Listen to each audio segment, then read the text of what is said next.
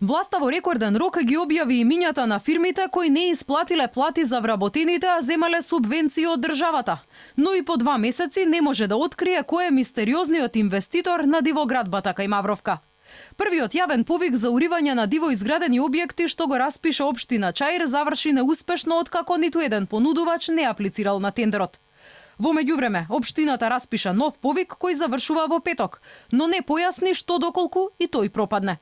Надлежноста за рушење премина во рацете на општина Чаир откако сопственикот не се јави сам да си ја сруши дивоградбата. Општината преку весници ја почна потрагата по мистериозниот инвеститор, но тој и до ден денес е непознат и за јавноста и за институциите.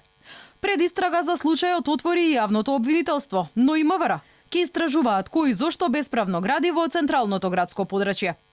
Објектот кој се гради на местото на култното кафуле фонтана, кој изгоре во пожар, има површина од 330 метри квадратни. За негово уривање одвоени се 17.000 евра. Случајот Мавровка Алфа го отвори на стартот од јули, кога на лице место кај објектот го затекнавме сопственикот на кафулето фонтана, кој тврдеше дека е инвеститор на новата градба, но и се правдаше од и гради според дозвола добиена од општина Чаир. Тогаш и општинските градежни инспектори на терен не констатираа нерегуларности, но под притисок на јавноста општината го смени ставот, па објектот одеднаш стана дивоградба и се распиша тендер за негово рушење.